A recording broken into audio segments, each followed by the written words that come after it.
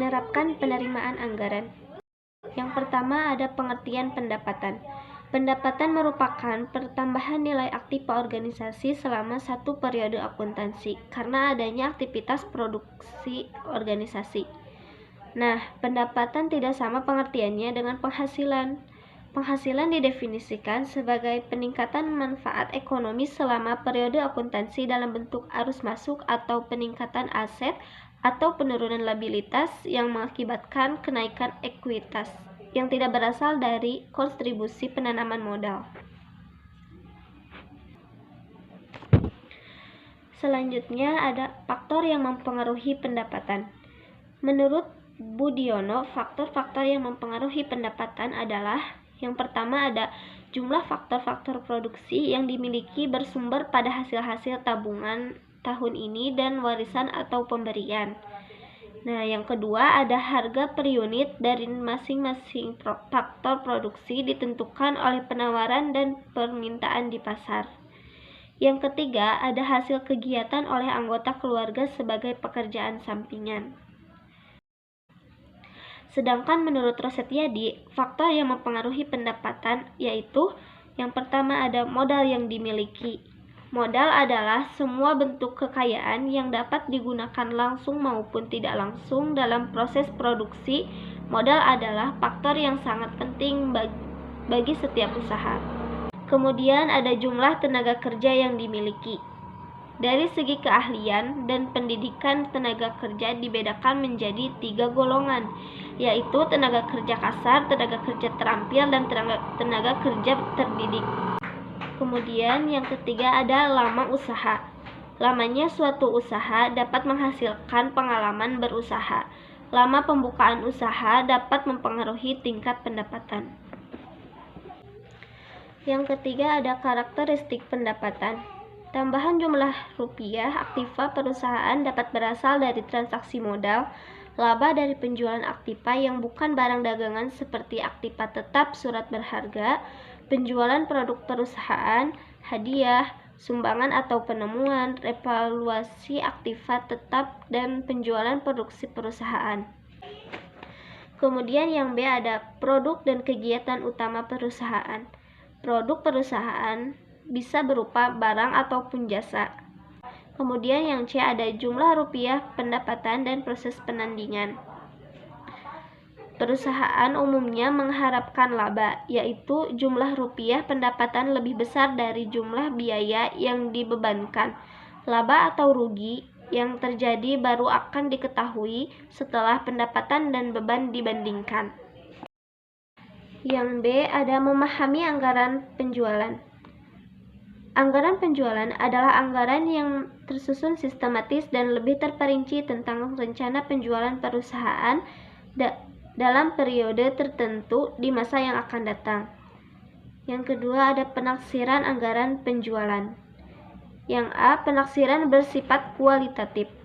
Penaksiran yang bersifat kualitatif merupakan cara penaksiran yang menitik beratkan pada pendapat seseorang. Cara seperti ini memiliki kelemahan yang menonjol, yaitu pendapat seseorang seringkali berpengaruh sudut pandang subjektif. Hal ini menjadikan hasil dari penaksirannya kurang objektif dan menimbulkan keraguan. Yang B ada penaksiran bersifat kuantitatif. Penaksiran yang bersifat kuantitatif merupakan cara penaksiran yang didasari pada hasil penghitungan dengan menggunakan berbagai metode statistika. Yang B ada penaksiran bersifat kuantitatif. Penaksiran yang bersifat kuantitatif merupakan cara pelaksanaan yang didasari pada hasil perhitungan dengan menggunakan berbagai metode statistika. Yang ketiga ada bentuk anggaran penjualan. Bisa dilihat sendiri, di sini ada contoh penganggaran penjualan dari PT Daun Hijau. Yang ke-1, manajemen piutang. Piutang lahir akibat dari penjualan secara kredit. Pemberian kredit kepada pelanggan sangat ditentukan oleh hasil penelitian dan analisis kondisi likuiditas, profitabilitas, dan juga soliditas. Likuiditas adalah kemampuan perusahaan dalam memenuhi kewajiban untuk membayar utang-utang jangka pendeknya yang harus segera dibayar.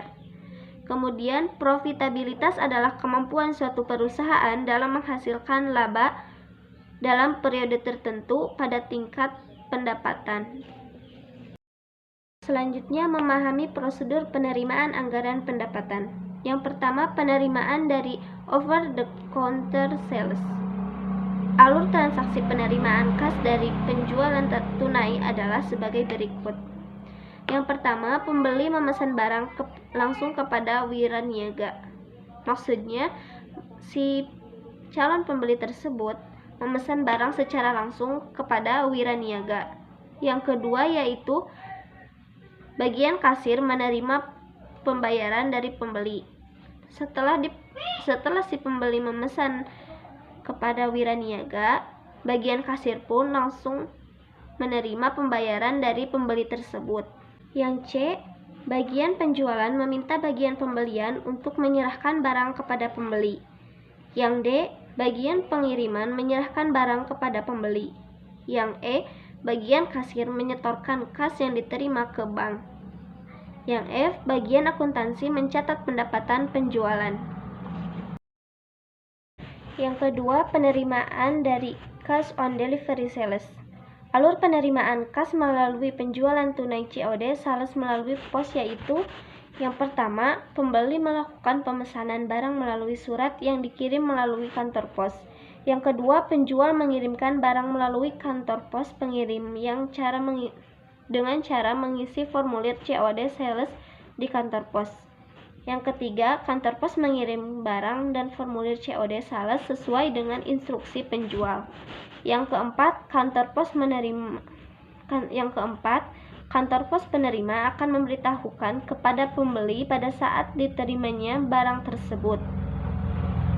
Yang kelima, pembeli membawa surat panggilan ke kantor pos dan melakukan pembayaran.